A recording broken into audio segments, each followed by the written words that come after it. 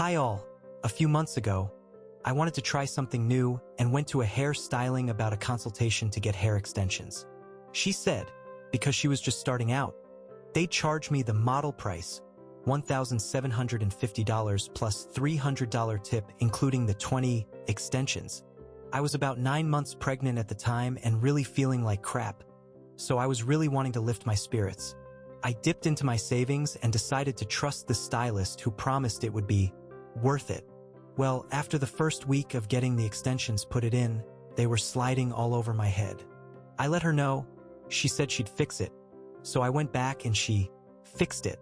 During this appointment, I asked about proper care. She said to sleep with my hair in a braid, blow dry it after washing, and to wear a silk bonnet. All of which I followed to a T. I was only washing my hair once a week and blow drying/styling as soon as I got out of the shower. Anyways, I noticed a bump on the side of the extension which wouldn't lay flat. I was unable to put my hair in a ponytail because the bump would be sticking out. Reached out again and she fixed it. I was starting to lose my patience regarding this. The final time was when the extensions were sliding down from the bottom row, so I asked her to bring her manager in to provide some solutions. They suggested removing the bottom hand-sewed extension and adding a few tape-ins. I was pleased until I was charged $50 for this. It felt like she should have brought her manager in the first time we were experiencing issues, without me having to bring it up. The extension started sliding on the side, not regular growth. And I reached out once more and finally asked her to please just remove the extensions and I'll try again later. I was almost going to give birth at this point and was super stressed out from having to drive back and forth an hour to get this fixed. She said it would be $100 for the removal. I asked if she could talk to her manager about the price, since I'd already spent so much, and I had not been able to enjoy my hair since really the first week. She immediately got defensive and blamed me for improper care, despite me having followed her care instructions. She canceled our upcoming appointment, which was 3 days before my birthday, which she knew about, so it felt intentional. I had just given birth and had to have an emergency cesarean section, so this just added more stress to my life. To top it off, I never received a receipt for the extensions, so I don't know what they cost. I asked 3 times and she never delivered. I had to have my husband remove the extensions at home, and we noticed it was essentially one weft cut into many pieces and a few tape-ins scattered throughout. If the work was good and actually worth it, I don't think I would have minded the price as much. But everything combined just left me feeling very raw and taken advantage of during such a vulnerable time in my life. The cherry on top is that when I left a Google review, the owner had it removed, despite me being respectful in my delivery. My husband suggested I write here to see if anyone has any suggestions. Am I overreacting in being super disappointed in these results? I understand some growth is normal, but this was happening since the first week. Original poster. Hey, could you help with something? There is a little piece of my extension that I cannot get to lay flat for the life of me. Wondering if I'm doing something wrong. Original poster. Do you have any tips for this? The original poster also gave the stylist pictures of the extension from angles. Update. Wow, what a whirlwind. I never expected my last post to resonate with so many of you. I'm incredibly grateful for the outpouring of support and validation. One thing I didn't mention before is that my husband and I moved to this state a year ago for work, leaving behind our support network. Dealing with this hair ordeal on top of everything else has been tough. You all came through with amazing advice and insight. I appreciate you all / this community. So here's an update since many of you asked for one, both publicly and in direct messages. First of all, it's disheartening to hear that so many of you have had similar experiences being taken advantage of by an establishment. Didn't expect so many people to relate to my experience. So less than 12 hours after posting, I received a cease and desist email from the salon owners. I'll share some excerpts from their email and my response. There are a few points they made that I didn't address initially. They claim they didn't provide a contract with a forged signature, which is fair, but they did present a contract I'd never seen before, obviously missing my signature. The contract states they only purchased 1 pack each of weft and tape-in extensions, but the email insists I received 2 packs of each, more than twice the amount for the average install. I did agree to their policy, which includes a no-refund clause but offers a readjustment within 7 days of the work being completed. I reached out within that time frame to address issues with the extensions, but nothing was truly fixed. The pictures I posted were taken just before we removed the extensions at home because the stylist canceled our removal appointment. The extensions were in about 5 to 6 weeks at that point. The stylist insisted the pics showed normal growth. It's been over 12 hours, and I haven't received any acknowledgement or apology from the owners/stylist. It's disappointing that they're quick to send legal threats but not to make things right. As for the advice to take legal action, I spoke to my mom, who's been a hairstylist and salon owner for over 20 years, and she doesn't think I have a strong case. She said these kinds of disputes are tough to win. The reason why I didn't ask her to do the extensions herself because she's in another state, plus she doesn't offer this service in general. Looking back, I should have just flown home and asked one of her experienced friends to do this work for me. Hindsight is 2020. I started off being patient and understanding because of my mom's experience in the industry. I saw how mean people could get and how her work was not valued at times as an artist. But after seeing the poor quality of the work, especially when my mom came to visit and saw for herself, I realized I'd been taken advantage of. Even looking back on my messages, I don't think I was asking for much from the stylist. I put my trust in her to handle my hair with care, and was disappointed. What hurts worse is that we even hung out with our families and dogs. We went to dinner together. She made me feel like I could trust her during a vulnerable time in my life. Anyways, thank you for making it this far. I'm still going to choose to be patient and trusting with people in the future. I'm not going to hold my breath from an apology from the owners/stylist.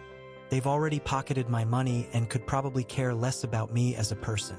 They're probably working on getting these posts removed as we speak. Now about my hair currently. I've dyed it back to a natural color. It's super frizzy and dry from all the processing over the past year. Can anyone recommend products for frizzy hair that won't make it greasy? My hair tends to get oily easily. Also, I've noticed a lot of hair loss. Any advice for dealing with postpartum hair loss? Cease and desist regarding discussion of salon matter. I hope this message finds you well. I am writing to address a matter of concern regarding your continued discussion of salon-related topics. It has come to our attention that you have persisted in discussing matters pertaining to the salon, yet you have never contacted us, the owners or the business. Please be advised that further defamatory and accusatory discussion of salon matters, whether in person, through written communication, or via any other means, is unacceptable and must cease immediately. Your encouragement of Reddit readers to leave reviews when they have not received any services is harassment. We have not nor have ever had a review removed. Also, claiming that we fraudulently forged your signature is a serious accusation and extremely defamatory of our character. The signature was not forged, and we have an electronic receipt that you opened and signed the policy form on July 12, 2023, at 12:32 p.m., and it includes the IP address and device used and was available to your bank when you filed the dispute. To clarify, you were a model, your installation was free, you received 2 packs of Bellamy Volume wefts plus 2 packs of tape-ins. This is more than twice the amount for the average install, along with your color service, and chose to tip in addition to the charges. Nevertheless, you were aware of the costs prior to the service and chose to move forward with said services. Failure to comply with this request will leave us with no choice but to pursue legal action to protect the interests of our business. We sincerely hope to avoid escalating this matter and trust that you will respect our request. Thank you for your attention to this matter. Transcript of original poster's response. Thanks for reaching out. I'm a bit surprised you'll have decided to reach out now and not 4+ months ago when this all happened. I noticed other reviews were being replied to, but mine was ignored for some reason.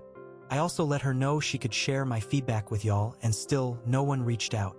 If you took the time to read the post, you'll see I have not encouraged anyone to leave any fraudulent reviews. If you read the post, you'll also see me clearly state that the issue was with the outcome of the work. Of course, I agreed to pay a certain price. However, the install was done very improperly, and this was evident from the first week of the install being put in. How could I have possibly known that was going to do a poor job? Also, not sure why her work wasn't being supervised by one of the managers if she has little experience with extensions. Is this a common business practice? My post wasn't meant to be defamatory, but to simply share my perspective. I did not intend for that post to reach so many people, but apparently, the work spoke for itself and struck a nerve. I shared my experience with your salon/stylist and provided pictures of the work your stylist completed so I could get more opinions.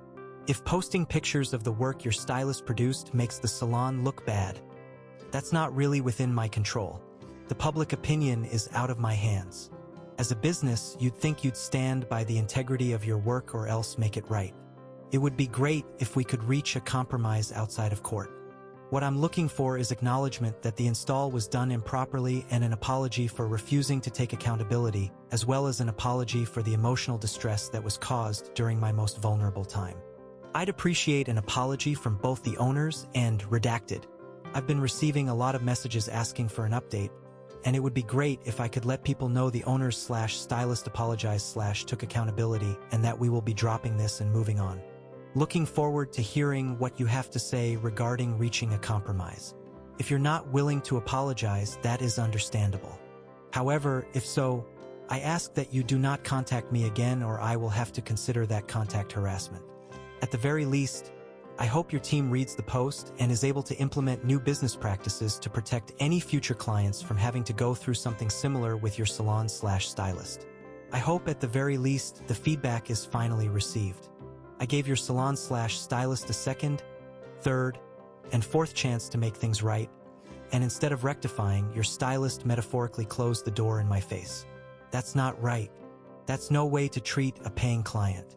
If your business did not remove my review, then I apologize for that assumption and will let people know. I'm sure you could see why I would think that. Thanks for your consideration. Hope you had a restful weekend. Transcript of Instagram comment. Thank you so much to the clients who gave me second chances. And even if I didn't do something right, there's definitely a stylist out there that will.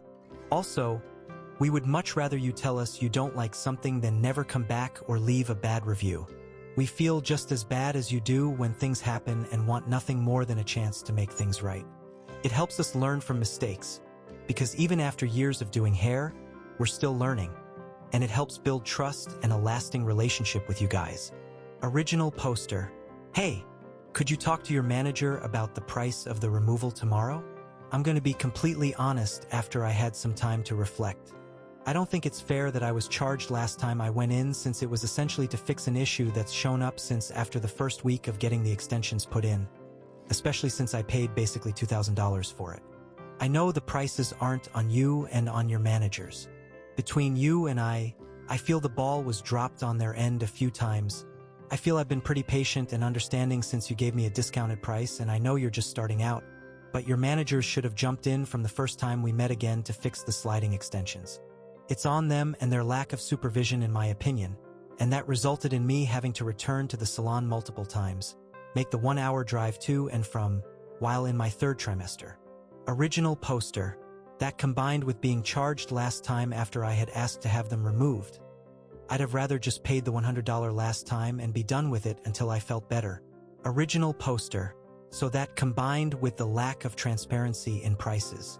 Being quoted one price, then your manager almost doubling the quote with no real breakdown. Not being given the receipt to my extensions. Maybe they do things differently in Austin, Texas, but in San Francisco, it's standard practice to be transparent about these prices. All of that, plus me not really being able to enjoy the extensions since we've been having issues the first week into the install, resulted in me asking to remove them last time and have us try again another time when it's not adding to an already super stressful time in my life. Again, I feel I've been super patient overall, as well as with the establishment since it's new, and I know the first year it's a matter of figuring things out. I'm just kind of spent on the whole thing at this point. Original poster. And I know you've been patient too and trying your best, which I appreciate, and I know it's on your managers and what they say.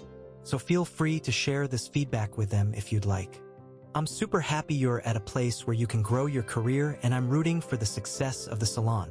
This is just a bit much at this point. LOL. Salon. Yeah, I can't help what the prices are. And the reason that bottom row was doing what it was doing was because of the way it was being pulled into a high pony and then slept on. We went over the braid at the first appointment and consult and how to care for them. Also, all you paid for was the hair. The install is what's free for a model. I told you that any other further services would be full price. We charged you for the last appointment because the tapes were ready to be moved up. I asked you if you wanted to wait until the next appointment, but since it was bothering you so bad, we went ahead and removed them and put them back. That is not anything that is wrong with the extensions. That is not anything that is wrong with the service that I did. It was just time for a move up.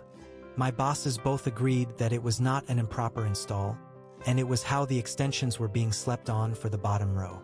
I did a full removal and reinstall for you the first time because Salon, I really thought that it was something wrong with the install or that your hair texture needed further ways to fix the issue. And I am always willing to help that first time that things are messed up, especially on a model client. But it cut off. Salon. If you have any further questions or concerns, you are more than welcome to talk to the salon. Salon. Unfortunately, I no longer feel comfortable moving forward with this service. I am sorry you were disappointed, but I don't believe I'm the right stylist for you. Again, you're more than welcome to email the salon with your concerns. I will be canceling the appointment for tomorrow. I wish you the best on your hair journey. Salon. We also had a few of your tape-ins left over and that weft. I will put them in a bag for you, and you can pick them up whenever. Original poster. I asked if I was doing anything improperly with the care and was told I was not. I didn't sleep with my hair up. I slept with it in a loose braid and even bought a silk bonnet to protect it further. I sleep with it in a loose braid every night. Relevant comments. Holy hell, I just looked at that post and I literally cannot believe you walked out the door with those insanely messed up extensions for $2,000. My jaw is literally on the floor as a professional. I genuinely don't know how that girl went to sleep that night after charging you that for that work. I've had invisible bead machine weft extensions for 2 years. Never in my life have I seen anything like this. That cease and desist is all smoke and mirrors. They can't restrict your free speech and prevent you from writing a review with factual information online. Nothing you said was incorrect or disparaging with the intent to harm. It was just reporting a fact. Don't let that scare you for a second. The industry is notorious for this nonsense. Non-compete clauses, etc., all that stuff that can't be enforced legally. Original poster. My mom said the same thing. They looked fine from the front and I didn't look at the back. Apparently the back looked crazy. Bless my husband, he didn't say anything because he had no idea what they were supposed to look like, LOL. But after I asked him directly if they looked bad, he was like, objectively, yes. And I know the cease and desist is straight nonsense. I cackled when I saw that because I knew it meant they were pressed. I'm sure they're even more upset that this continues to blow up. Comment 2. Like, I genuinely question if this person has ever even seen a proper extension application before, never mind done one on a client. This is inexcusable and not just kind of sloppy work. Like, I really don't know if this person should be licensed. I don't usually advocate for complaining to the state board, but this person is playing fast and loose.